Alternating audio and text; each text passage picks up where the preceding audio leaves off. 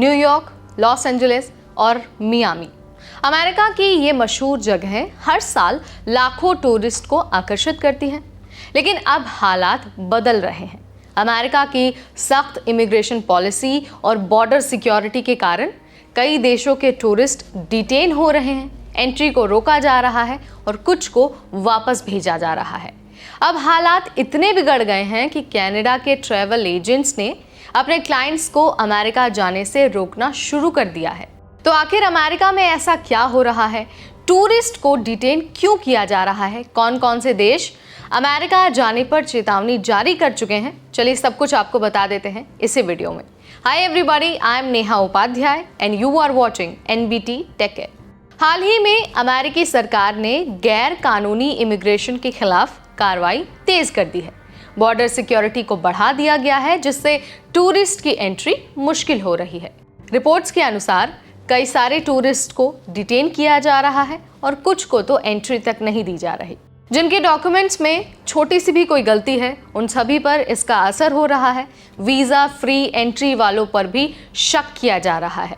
Transit travellers जो सिर्फ America से फ्लाइट चेंज करने जा रहे थे, उन पर भी ट्रंप की सख्त नीतियों का असर हो रहा है। सेलो की रिपोर्ट्स के अनुसार कनाडा के ट्रैवल एजेंट्स अब अपने क्लाइंट्स को अमेरिका न जाने की सलाह दे रहे हैं। एक ट्रैवल एजेंट ने कहा कि कोई भी ऐसी जगह नहीं जाना चाहता जहां पर स्थिति अस्थिर हो और सबसे बुरी बात, एंट्री ही ना मिले।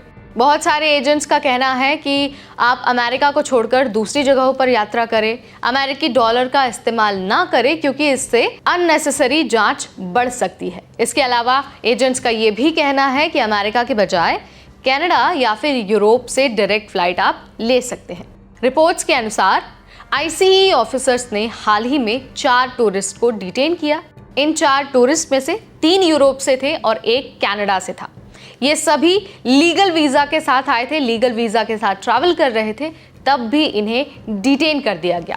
कुछ रिपोर्ट्स तो ये भी कहती हैं कि जिन 4 लोगों को डिटेन किया गया है, वो लोग सिर्फ अमेरिका से होते हुए कहीं और जा रहे थे, यानी कि डायरेक्टली अमेरिका भी नहीं आ रहे थे। कैनेडियन टूरिस्ट जैस्मिन मुनी ने बताया था कि उन्हें 12 दिनों तक ICE ने हिरासत में रखा था।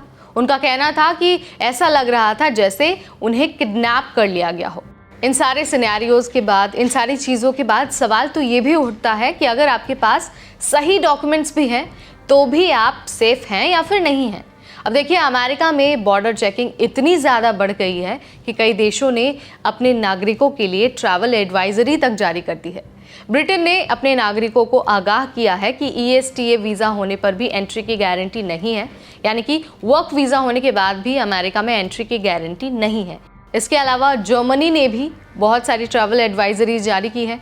जर्मनी ने पहले ही LGBTQ+ कम्युनिटी के लिए एडवाइजरी जारी की थी, लेकिन अब जिस तरह के हालात अमेरिका में हैं, उसको देखते हुए जर्मनी ने सभी यात्रियों को सावधानी बरतने को कहा है। कनाडा भी इसमें पीछे नहीं है। हालांकि कनाडा की सरकार की तरफ से तो कोई ऑफिशियल जानकारी नहीं आई है, लेकिन एजेंट्स ने अपने क्लाइंट्स को चेतावनी देनी शुरू कर दी है और कह दिया है कि आप अगर अमेरिका में ट्रैवल करना चाहते हैं, अमेरिका जाना चाहते हैं, तो अभी कुछ टाइम के लिए उसे होल्ड पर डाल दीजिए। इसका मतलब ये है कि अब अमेरिका जाना पहले से भी ज़्यादा रिस्की हो सकता है। अगर आपको अमेरिका जाना ज़रूरी नहीं है तो इस समय प्लान को आप होल्ड पर डाल दीजिए, लेकिन अगर बहुत ज़रूरी काम है, आपको अमेरिका जाना ही है, तो आप अपने डॉक्यूमेंट्स को 110% सही रखिए।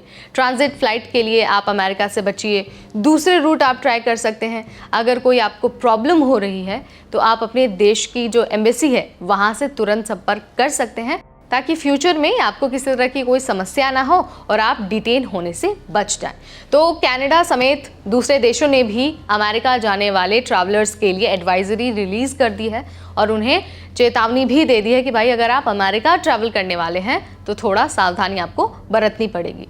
अब देखिए, पहले तो इलीगल माइग्रेंट्स को, इलीगल इमिग्रेंट्स को टारगेट किया जा रहा था, लेकिन अभी जो रूल्स हैं वो लीगल माइग्रेंट्स को भी टारगेट कर रहे हैं, ग्रीन कार्ड होल्डर्स को भी टारगेट कर रहे हैं। आपको यही सलाह दी जाती है कि आप अपने डॉक्यूमेंट्स को अपडेट रखिए, सारे नियम कायदे के बारे में जानकारी हासिल करिए, तभी आप ट्रैवल करिए।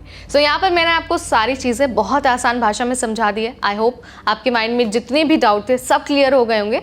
बट अगर फिर भी कुछ आपको नहीं समझ में आया या फिर आपको एडिशनल कोई जानकारी चाहिए तो कमेंट के जरिए आप मुझे बता सकते हैं। फिलहाल इस वीडियो में इतना ही। तब तक मुझे यानी नेहा को दीजिए इजाज़त। Keep watching NBT Tech Ed।